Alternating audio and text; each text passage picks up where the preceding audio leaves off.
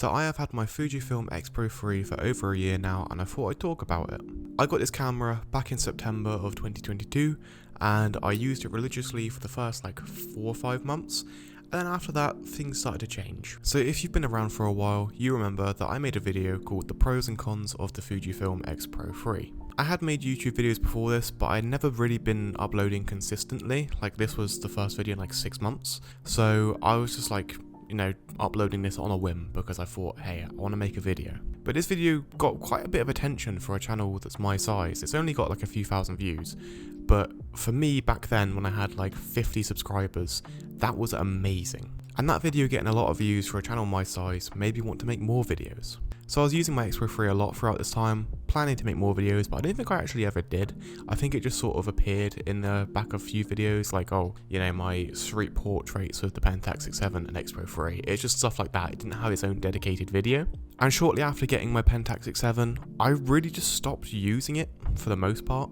It pretty much just became my video camera like it is now, but it doesn't really have the best video features. So that is why after a year of having my X Pro-3, I'm planning to move on. I've absolutely loved this camera. I did make a few videos saying about some things that I didn't like about it, but really that's just these small things that I wasn't keen on after wanting it to be more of a professional camera. It's definitely a camera that you can use on professional shoots, but it just lacks some features and has some quirks to it that I wasn't keen on after wanting a camera that can do a little bit more than what it can do. But for those first 5 months, I absolutely loved this camera, and I still do really like it now. I actually recently went to Bodmin Moor and recorded a video about this camera, and I really like it. But I'm just wanting something more, and I made a list about my pros and cons using this camera and just some things about Fujifilm in general, and I really just want to get something a bit different. So I use this camera for a variety of different things, mainly street photography. I was really into it back then, but less so now. Also family stuff, so just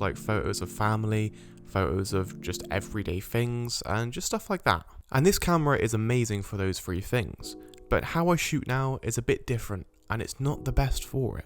I now primarily shoot with the Fujifilm GFX50S. I absolutely love the camera. It's super high quality and it's medium format, which is just something that I've always loved. And I have the Mitakon 65mm 1.4, which is an extremely shallow lens, and that is how I often like to shoot. And this lens is amazing for portraits, and that's primarily what I shoot now. I shoot a lot less of street photography, and I shoot a little bit less of family stuff, and I shoot definitely a lot less of everyday stuff. But it is definitely something that I want to continue doing, but I just don't really enjoy it that much with the X Pro-3 anymore. I think it mainly is because of the lens that I've got. I've got the 35mm f2 and I'd like something wider, but that is one of the reasons why I am switching to a different system, and that is the lens choice. Fujifilm's lens choice isn't amazing. It's obviously really good for crop sensor lineup, but the amount of money that you're paying for what would be a £200 lens is ridiculous.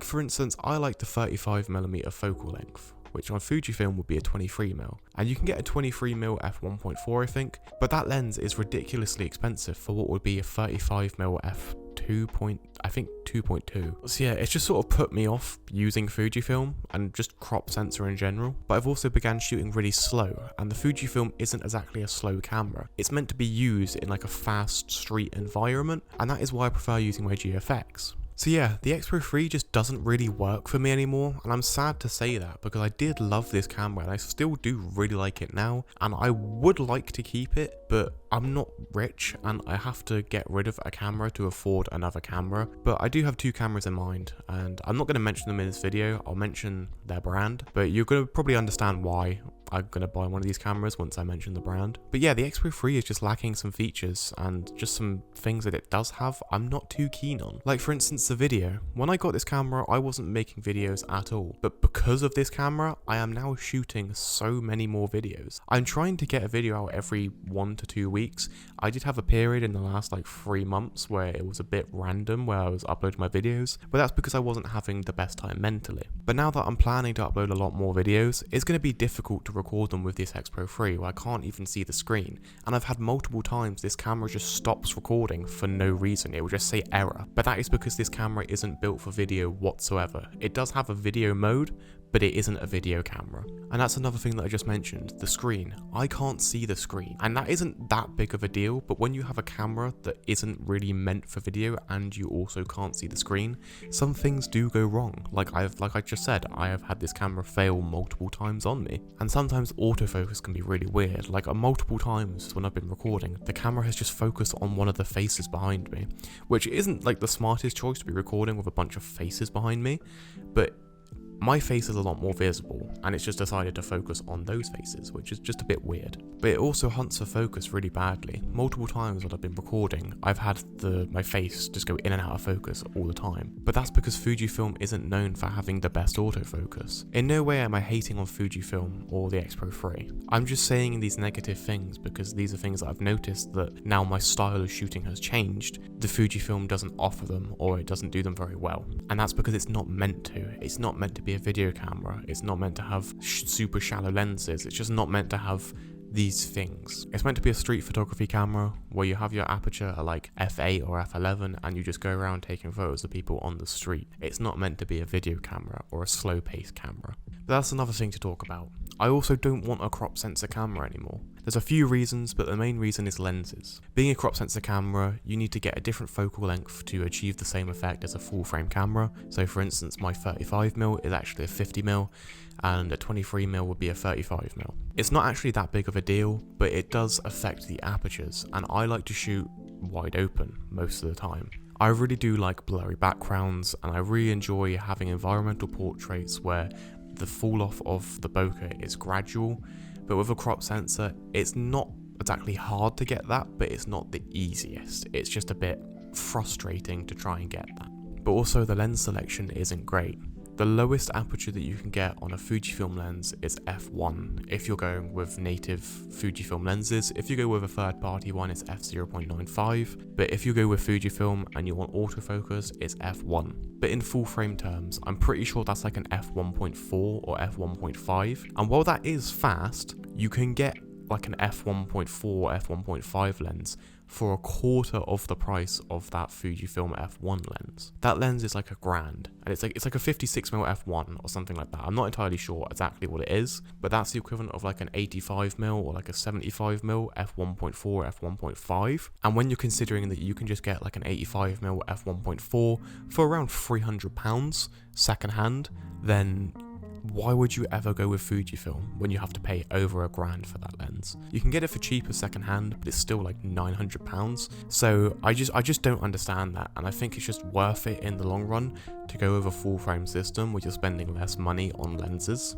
Like, I was initially considering getting a Fujifilm X-T4, but after looking at the lens choice and just considering what I would actually get, I really can't justify spending double or triple the amount of money on a lens on a crop sensor system when I can just get it for, you know, £200 to £300 on a full frame system. And also, one of the cameras that I'm considering of getting, in fact both of the cameras that I'm considering of getting, are cheaper than the X-T4, and they are pretty good cameras. But the brand that I'm considering going with is Sony, and that might seem a bit weird to people since a lot of people go from Sony to Fujifilm to get that film-like experience, but I'm doing the opposite. And the reason why is I simply just much prefer using a camera that I know I can get amazing results with. It's not like I don't enjoy using Fujifilm, I really do. I really love using my GFX and how slow that process is, but I think I enjoy using that more because I know I can get amazing images out of it. But with my X Pro-3, it's just not the style of images that I want to take. Like, I really like blurry backgrounds, shallow apertures, and just a more streamlined experience, because then I can get my photos easier. But with this X Pro-3, it's not really built for how I want to shoot, and that's okay. It's not meant for me anymore. But like I said, I want to get images I like as easily as possible, and that's what the Sony's great at. It's full frame, which means I can get shallower depth of fields. It has an amazing lens selection. Like, you can get some amazing Voigtlander lenses, like the 40mm f1.2. That might even rival my GFX, and I do want to get that lens at some point to see if it would be worth selling my GFX and just continuing with Sony. But for now, I love my GFX so much, it's like my favourite camera ever, so I'm going to stick with it. But also, some Sony cameras are known to have amazing video features. Like the two that I'm considering, one has better video features than the other, but the other just has more of a better experience, and I think I might go with the one that has a better experience. Also, Sony's autofocus is known to be amazing, like it's the best in the industry. Fujifilm have definitely upped their game with autofocus, but the X Pro-3 isn't that great, but I don't think it's meant to be. I think it's meant to be a camera where you just like put your lens at like f8 or f11 and you go out and shoot and just hope that you get something in focus. I feel like that's what this camera is, but I don't really like that anymore. I used to absolutely love it, but not anymore. And also, like I said a minute ago, it's just cheaper in the long run. Having to pay $1,000 for a lens that you can get for £300 secondhand doesn't make sense. Also, I'd really like a full frame equivalent 35mm f1.4, and that doesn't even exist with a Fujifilm.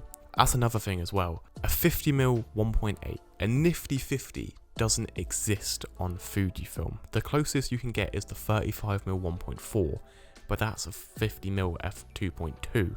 It's like, how doesn't, I know that's like a very small difference, but how doesn't Fujifilm have a nifty 50? Like that doesn't make sense. That's like the most popular lens ever, and it's the most basic lens ever. But that's why getting into a full frame system is just cheaper in the long run. I can invest in good glass for a lot cheaper, and I have it on a full frame sensor, so it is actually what the lens says. I also just really like Sonys. I've used them before and I've really enjoyed using them. Like my friend Carter, he has one.